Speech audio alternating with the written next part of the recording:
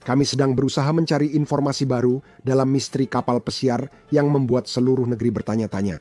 Bagaimana bisa siswi berprestasi, pemandu sorak tim utama, seorang gadis dengan masa depan cerah, ditemukan tewas di atas kapal pesiar liburan? Kami memiliki beberapa informasi baru tentang garis waktu yang mungkin sedang digunakan FBI dan berusaha mencari jawaban tentang apa yang terjadi pada Anna Kepner. Kami membahas kasus dari Law and Crime, saya Chris Stewart.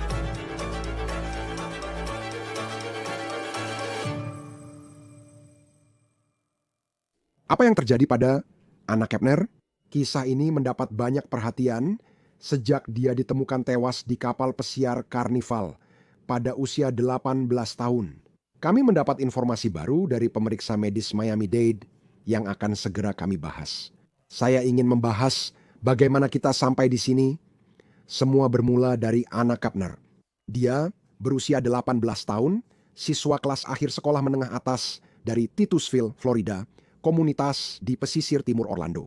Sekolah menengahnya kini memarkir mobilnya di area khusus siswa kelas akhir sebagai penghormatan hingga akhir tahun ajaran. Mobil itu didekorasi dengan pesan dan bunga. Keluarga Kepner mengatakan kepada American Broadcasting Company News ini akan jadi satu-satunya wawancara mereka untuk sekarang. Kepner baru-baru ini mengikuti tes untuk kemungkinan masuk militer setelah lulus sekolah menengah atas. Media sosialnya menampilkan dia sebagai remaja biasa yang suka TikTok dan bermain dengan teman. Ini adalah postingan terakhirnya di media sosial, diposting sehari sebelum Halloween, 30 Oktober. Foto dengan caption, "Kamu pantas bahagia, tapi jika bukan denganku, ya sudah." Kini, tidak jelas siapa yang bersama Anna di kapal pesiar Carnival saat ia meninggal. Sekarang, inilah kapal yang dia naiki, Carnival Horizon. Sebuah kapal pesiar besar yang dioperasikan oleh Carnival dari Galveston, Texas, tapi juga dari Miami, yang merupakan tempat pelayaran ini dimulai, dan berlayar ke beberapa lokasi di Karibia. Kapal pesiar ini seperti kota terapung, lengkap dengan bar, restoran, dan kamar tamu.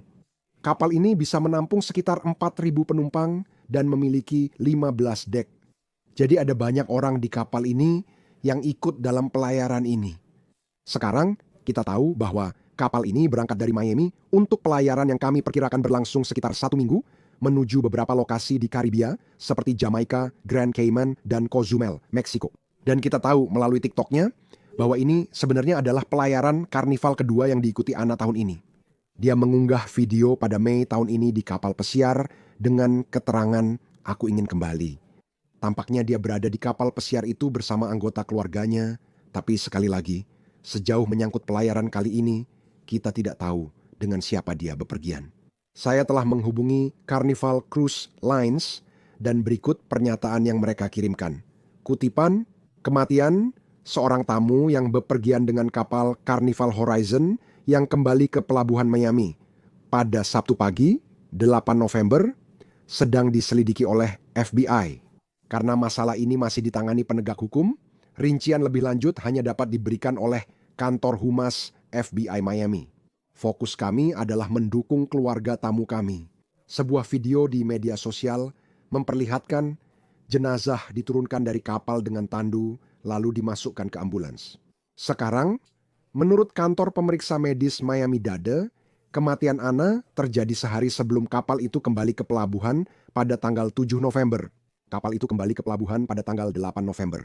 Dan pemeriksa medis mencatat waktu kematiannya pada pukul 11.17 pagi. Perhatikan bahwa itu waktu yang sangat spesifik. Hingga kini, penyebab kematian Anna belum jelas dan FBI belum mengumumkannya. FBI belum berkomentar tentang kasus ini dan juga belum menyatakan ada unsur kejahatan yang terlibat. Jadi, jika informasi pemeriksa medis akurat, Anna meninggal Jumat pagi sebelum tengah hari. Sekitar 24 jam kemudian, kapal itu kembali ke pelabuhan Miami. Juga belum jelas kapan jasadnya ditemukan. Dalam kondisi seperti apa jasadnya dan di mana jasadnya ditemukan. Keluarga Anna mengatakan ke American Broadcasting Company News bahwa Anna sangat menyukai air, punya lisensi pelaut, dan sertifikat scuba. Dia sangat suka menghabiskan waktu dengan teman, belanja, dan berdandan. Keluarga Anna menggambarkannya kepada American Broadcasting Company sebagai siswi ceria, bersemangat, selalu mendapat nilai A, dan punya masa depan cerah. Keluarganya mengatakan bahwa Anna baru saja mengikuti tes itu untuk kemungkinan bergabung dengan militer setelah lulus sekolah menengah atas. Keluarganya menjelaskan bahwa Anna sudah mengikuti senam sejak kecil. Dia kemudian menjadi pemandu sorak di tingkat sekolah. Dia memiliki begitu banyak hal baik dalam hidupnya. Dan sekarang, begitu banyak dari kita hanya bertanya-tanya apa yang sebenarnya terjadi. Kepner kini bersekolah di Temple Christian School, yang tengah berduka dan memberi penghormatan di media sosial atas kepergiannya. Teks ini tampaknya ditulis guru mengatakan, kutipan, "Kamu adalah seorang wanita muda yang cerdas dan baik hati. Kehadiranmu membawa kehangatan dan energi ke dalam kelas. Rasa ingin tahu, sifat lembut, dan kepedulianmu pada orang sekitar meninggalkan kesan mendalam padaku dan semua yang mengenalmu. Aku akan merindukan sapaanmu di kantor yang sering berlanjut jadi obrolan seru. Kehilanganmu benar-benar menghancurkan hati. Aku tetap bersyukur atas waktu bersamamu dan kehormatan kamu jadi bagian keluarga TCS. Ketidakhadiranmu terasa setiap hari, namun pengaruh dan kenanganmu tetap hidup di hati kami." Sekarang, penting untuk dicatat bahwa hanya karena FBI sedang menyelidiki kasus ini, bukan berarti kematian Anna adalah akibat dari tindakan kriminal. FBI menyatakan bertanggung jawab menyelidiki kematian mencurigakan warga Amerika Serikat. Jadi jika ada kematian di kapal pesiar, biasanya FBI yang terlibat. Mereka belum menggunakan istilah mencurigakan secara resmi dalam kasus ini. Meskipun ada banyak keadaan, banyak pertanyaan, dan banyak misteri yang mengelilingi kematian tersebut saat ini. Di situs web FBI, disebutkan bahwa FBI berwenang menyelidiki pelanggaran pidana dan menegakkan hukum Amerika Serikat di kapal pesiar, kapal lain, laut lepas, atau perairan teritorial Amerika Serikat. Tergantung pada beberapa faktor, termasuk lokasi kapal, kewarganegaraan pelaku, atau korban. Kita masih belum tahu apakah ada pelaku dalam kasus ini.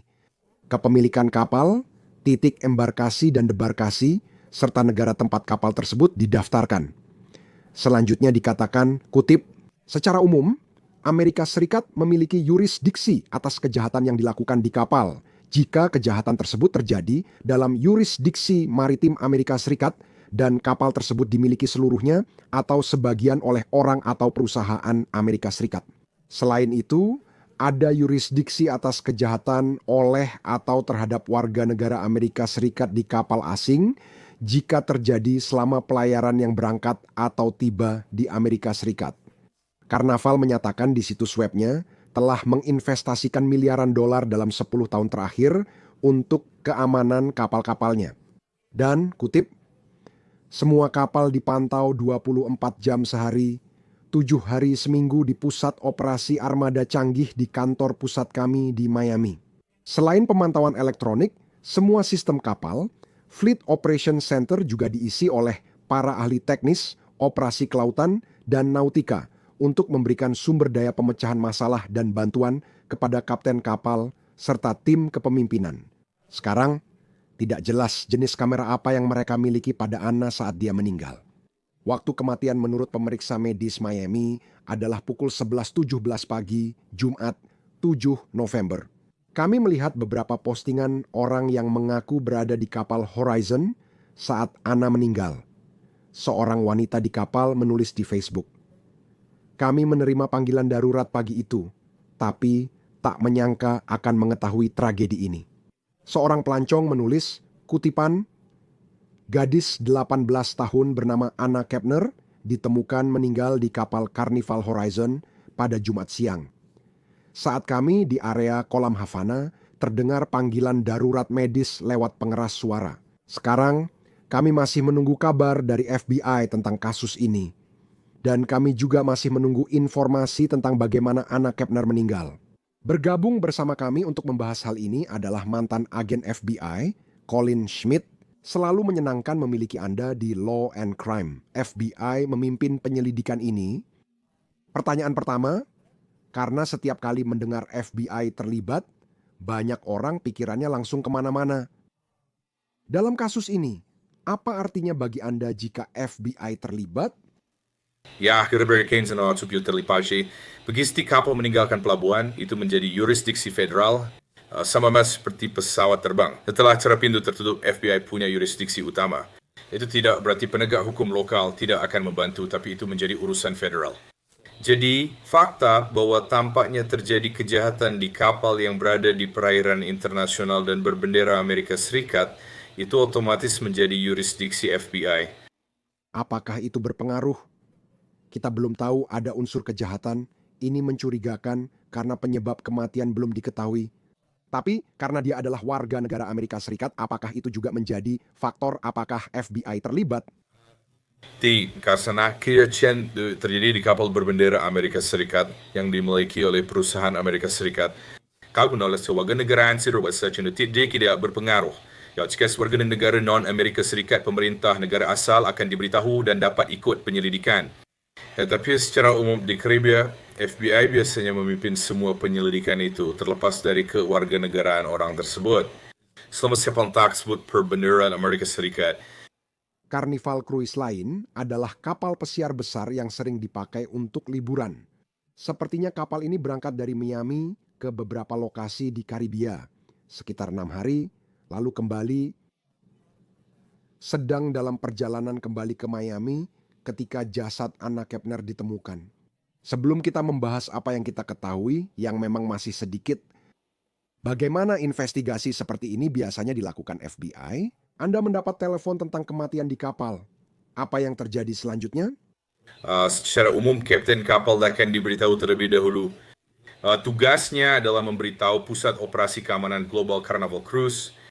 Worexley menjalankan proses dengan memberitahu protokol dan administrator keamanan yang kemungkinan besar mantan agen FBI.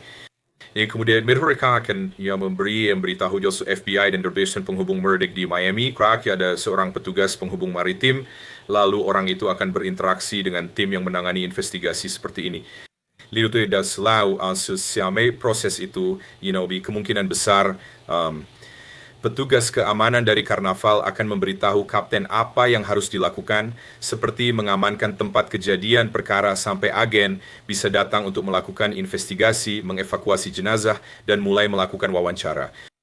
Kami mengetahui kapal itu kembali ke pelabuhan Miami pada 8 November hari Sabtu saat menyusun ulang kronologi dari luar. Lalu, menurut pemeriksa medis di Miami, penyebab kematiannya diperkirakan terjadi pada pukul 11.17 pagi hari Jumat, 7 November. Apa pendapatmu tentang fakta bahwa diyakini dia meninggal pada hari Jumat, namun kapal belum kembali ke pelabuhan dan jenazahnya baru dikeluarkan dari kapal pada hari Sabtu? Ya, itu tergantung. Kamu tahu, waktu kematian, jika tidak mengalami kondisi medis darurat, maka akan ada alasan untuk mengirim perahu atau helikopter untuk mengevakuasi orang tersebut dan membawanya ke rumah sakit. Sayangnya orang ini sudah meninggal. Selain itu, hal ini tergantung kapan jenazahnya ditemukan. Mereka puas waktu kematian tamu baru kembali ke pelabuhan keesokan harinya. Kemungkinan besar mereka sudah menemukan jenazah dan membekukan tempat kejadian perkara karena sebenarnya tidak ada alasan untuk kembali lebih cepat karena tidak akan ada yang berubah. Mereka tetap harus masuk ke pelabuhan dan masih ada 2.500 pelanggan serta orang lain di kapal yang harus mereka urus. Dan mereka harus memastikan semua orang turun dari kapal dengan selamat. Mereka juga harus memastikan agar tidak menimbulkan kepanikan di kapal dengan membiarkan informasi itu tersebar. Dan sekali lagi, kita tidak tahu apa yang sebenarnya terjadi dan saya tidak mencoba untuk berspekulasi terlalu jauh. Tapi apakah ada kasus di mana jika memang terjadi kejahatan, FBI akan naik ke kapal sebelum kapal kembali ke pelabuhan? Karena Anda pasti memikirkan tempat kejadian perkara dan bukti-bukti yang mungkin Anda perlukan untuk dikumpulkan. Apakah itu sesuatu yang akan dilakukan oleh penyidik tempat kejadian perkara, misalnya naik helikopter ke kapal untuk memulai penyelidikan sebelum kapal itu kembali ke Miami? Ya, tentu. Mungkin saja itu terjadi di kasus ini. Mereka mungkin sudah ke sana dan melakukan hal itu, tapi tidak juga ada balasan untuk membawa jenazah keluar dari kapal dan mengganggu tempat kejadian perkara. Dan jadi Allah ini ada kasus di mana ada perilaku kriminal yang wanita berkeliaran atau seseorang yang belum teridentifikasi yang telah melukai beberapa orang di kapal. Mereka mungkin akan mengirimkan atau menurunkan agen FBI untuk memeriksa kapal jika mereka sedang mencari seseorang tersangka atau buronan yang mungkin bersembunyi, yang sudah melukai penumpang atau orang-orang di kapal. Dan saya memikirkan kapal pesiar ini, saya sudah lama sekali tidak naik kapal pesiar sejak saya masih kecil. Tapi kapal-kapal ini, maksud saya, Mereka seperti kota yang mengapung. Kapal ini saja menampung 4.000 penumpang.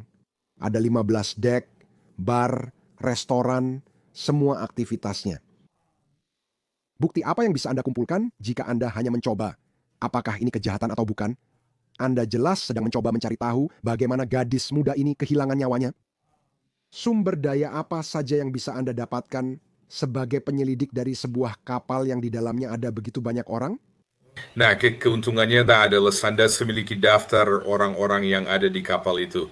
Jadi Anda perlu mencari saksi karena Anda sudah punya alamat kartu kredit semua yang Anda butuhkan untuk mengidentifikasi orang-orang ini dan kemudian mewawancarai mereka, baik mereka dari Delaware maupun California. Keduanya, kapal-kapal itu memiliki banyak kamera. Jadi itu adalah kesempatan untuk memeriksa kamera-kamera tersebut dan menyusun kembali kronologi tindakannya selama 48 jam sebelum waktu kematiannya. Juga mewawancarai semua yang pernah berinteraksi dengannya, baik keluarga maupun teman. Sebab menurut dekat area itu yang bisa memberi informasi tentang apa yang terjadi padanya.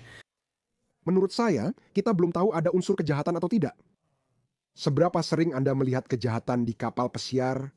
Karena menurut saya, bagi orang-orang yang melakukan kejahatan di kapal pesiar, mereka melakukannya di tempat yang seperti kota besar, ya.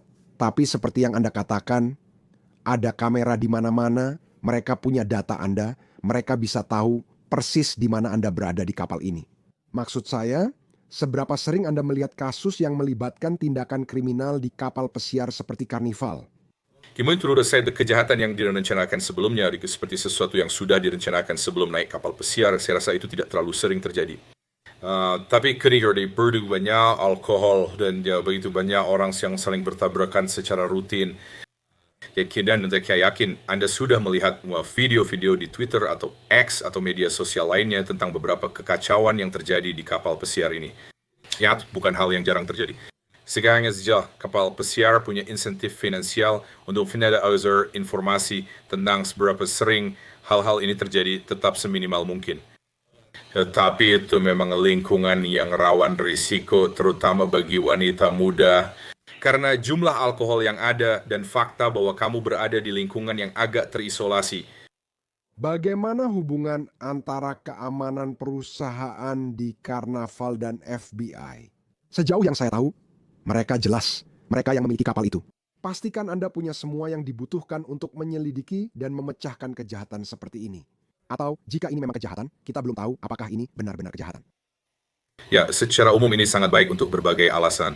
Seperti yang saya katakan, banyak perusahaan kapal pesiar mempekerjakan mantan FBI atau mantan penegak hukum di Departemen Keamanan mereka. Juga fakta bahwa mereka berbendera Amerika Serikat, mereka memiliki kewajiban-kewajiban hukum untuk bekerja sama dengan FBI. Dan pemerintah Amerika Serikat memiliki kekuatan yang sangat besar jika kapal pesiar ini gagal bekerja sama untuk memberikan konsekuensi atas kurangnya kerjasama. And terakhir Carnival dosimanya biasa Mesir di Canberra Woodistelly orang benar. Mereka nak ingin sekat sepatu juga sini berkembang dan merusak mereka. Jadi mereka pasti ingin masalah ini segera diselidiki dan diselesaikan secepat mungkin. Untuk soal waktu, maksud saya, jika mereka punya waktu kematian. Sabtu, dia kembali ke kapal dan pelabuhan. Jenazahnya dibawa keluar dari pelabuhan. Sekarang hari Selasa. Belum banyak informasi yang muncul sejauh ini. Menentukan penyebab kematian memang penting, tapi soal informasi apa yang akan diumumkan ke publik seperti yang banyak diketahui orang juga menjadi pertimbangan. Setiap hari minat dan rasa penasaran tentang apa yang terjadi semakin bertambah. Semuanya tergantung pada hasil penyelidikan dan apa yang layak dirilis ke publik. Mereka tidak merilis informasi yang hanya diketahui pelaku, karena itu akan memengaruhi kemampuan membuktikan kasus jika sudah punya tersangka dan mewawancarainya. Karena ada hal-hal tertentu yang hanya akan diketahui oleh seseorang yang melakukan kejahatan kekerasan pada saat kematian. Dan hal-hal itu hanya akan diketahui oleh para penyidik berdasarkan penyelidikan mereka dan peninjauan atau pemeriksaan medis terhadap jenazah. Jika ada tindak kejahatan yang terlibat, karena ini terjadi di kapal pesiar, FBI sedang melakukan penyelidikan. Bagaimana bentuk tuduhannya? Apakah ini tuduhan federal bagi yang melakukan kejahatan di kapal pesiar? Tentu saja kesalahan itu bisa berujung pada tuduhan pembunuhan. Nah, keserasan di kapal pesiar dikenai pihak wow, bered. Maksud saya pada dasarnya FBI berubah menjadi penyelidik kasus pembunuhan klasik dan kemudian mereka memiliki semua alat dan kekuatan dari pemerintah Amerika Serikat yang mendukung mereka. Bagaimana wawancaranya? Maksud saya, seberapa luas jaring yang mereka pasang? Bagaimana Anda mengetahuinya? Maksud saya, apakah itu seseorang yang mungkin melihatnya di kolam renang sebelumnya hari itu dan Anda melakukan percakapan itu? Maksud saya, dengan 4.000 orang di kapal pesiar ini yang bisa saja melihatnya, bagaimana rasanya harus melewati begitu banyak percakapan? Dan saya yakin banyak hal yang pada akhirnya tidak menghasilkan apa-apa saat Anda mencoba menyusun penyelidikan dan mencari tahu apa yang sebenarnya terjadi. Ya biasa itu tergantung pada secara logis. Yang maksud saya di akan mencari tahu di mana dia berada, garis waktunya berdasarkan ponselnya, mungkin juga dari kamera, serta rombongannya, orang-orang yang ada di sekitarnya. Setelah itu mereka mulai melangkah dan memperluas pencarian keluar dari lingkaran. Selain itu, Ibu dia juga Schneider dan orang yang menelepon memberikan petunjuk kepada pihak berwenang serta kepada karyawan Carnival Cruise Lines untuk the champion Iblius ikan share para karyawan yang berada di kapal saat kejadian ini terjadi, yang mungkin saja memiliki atau tidak memiliki informasi tentang apa yang terjadi padanya. Saya tahu akan ada banyak penyelidikan tentang latar belakang dan kehidupan pribadinya. Belum diungkapkan siapa yang bepergian bersamanya jika ada orang lain di kapal dalam perjalanan ini. Dia jelas berusia 18 tahun, jadi dia sudah dewasa, tapi masih bersekolah di sekolah menengah atas. Bagaimana rasanya jadi agen yang sedang menyelidiki kasus serius dan mencoba mencari tahu apa yang terjadi? Tapi jelas, Anda juga punya keluarga gadis ini yang sangat khawatir, sedih, dan patah hati.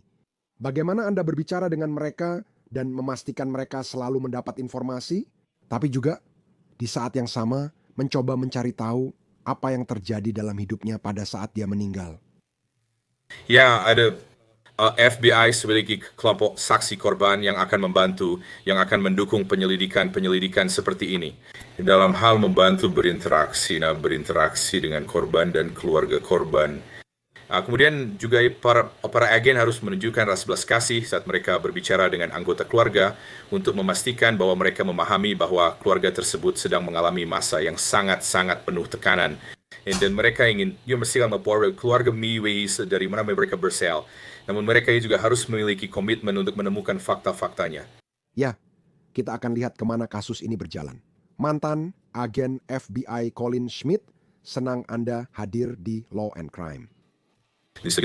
Itu saja untuk On The Case dari Law and Crime, berlangganan di YouTube dan Spotify. Saya Chris Stewart. Sampai jumpa di lain waktu.